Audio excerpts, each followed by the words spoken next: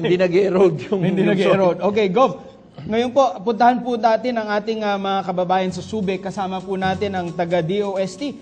Pag-asa po pala para ipaliwanag po sa atin itong bagong technology, itong Doppler radar na ating ginagamit para ma-predict ng mas maayos ang ating weather condition. So, sir, magandang umaga sa inyo. Gov, nandito siya sa ating likuran. Opo, Yes, sir. magandang umaga rin po, sir. Oo, can you tell us the story of this Doppler radar?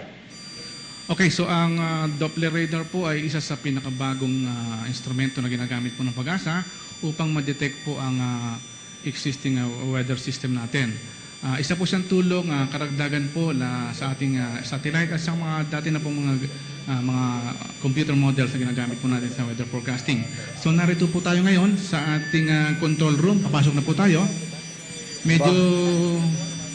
Medyo maingay nga lang po kasi po tayo po ay nasa pag-operate. So dito po makikita po natin ang ating transmitter cabinet na kung saan dito po nag-i-start ang ating operation. Sa ngayon po naka-remote po tayo. Ang ibig kong sabihin, ang control sa pagpili po ng specification ay nakabase po sa mga weather forecaster po natin sa Pag-asa Central Office. Para po mag-start ang ating operation, iunahan po natin ang radar power, ang servo power at ang radiation. Pag nag-radiate na po tayo, ang ibig kong sabihin, umiikot na po yung antena natin sa taas. Once umikot na po yung ating antena, naglalabas po siya ng mga electromagnetic waves, specifically po yung radio waves, na kung saan anumang bagay na tamaan, partikular po yung ulap, na tatamaan nitong radio waves na ito, ay magkakaroon po ng reflection at babalik po ito sa ating antena at papasok naman po siya dito sa ating radar signal processor. Dito po yung mga signal na bumabalik ay pinaprocess po ng ating signal processor na kung saan yung finished product po o yung mga data naman ay makikita naman po natin dito sa ating workstation. Sa workstation po, meron po tayong real-time. No? Pinapakita po yung real-time scanning na kung saan yung antena po ay nag-move at different elevation.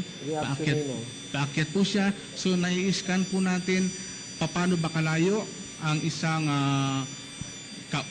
ulap, paano siya kalayo, ano ang height niya mula sa lupa, paano siya kalaki, ano ang movement niya. Then, meron po tayong finished product na display. Meron po tayong pinapakita halimbawa rito na kung saan yung pinaka-output po niya ay nagbibigay po ng color coding. Sa color coding po, ma-identify po natin kung yung isang lugar ay merong very light rain, moderate rain, or heavy rain. So, titingnan lamang po natin kung saan tatapat yung mga cloud groups na ito, kung saan area po, doon po magkakaroon ng mga pag-uulan.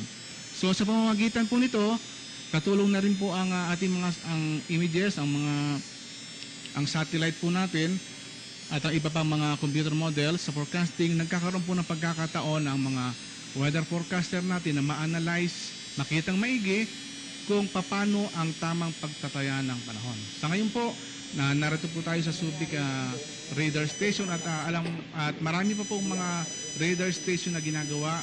Sa ngayon, ang existing po natin ngayon ay ang Apari, ang Baler, ang Baguio, ang Subic, ang Giwan, at ang Dirac. At may mga karagdagan pa po tayo sa bandang Tagaytay, at sa Zamboanga, sa Mactan, Hinatuan at Tampakan.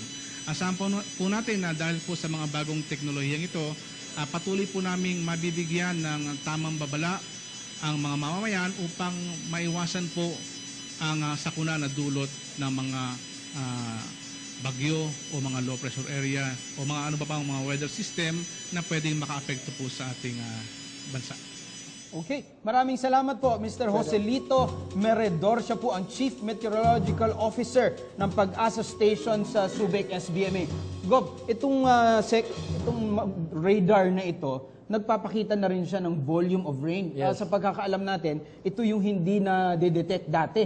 Kaya po nangyari yung mga pagbahang matindi. Gaano kalaki ang tulong nito? Ang laking tulong. Kasi ito yung strategic gap nga sa information, lalong-lalo na sa mga kailangan mag-decide o disaster authorities. Kasi dati, makikita mo yung satellite imaging ng clouds. Ang ginagamit namin dati noon, pag nahulog na yung tubig, saka namin na-measure. Eh yung dapat, bago umulog yung tubig, dapat ma-measure na. Kaya ito po talaga yung kasagutan, itong Doppler radar, kasi may kapasidad siya na ma-measure yung tubig bago mahulog.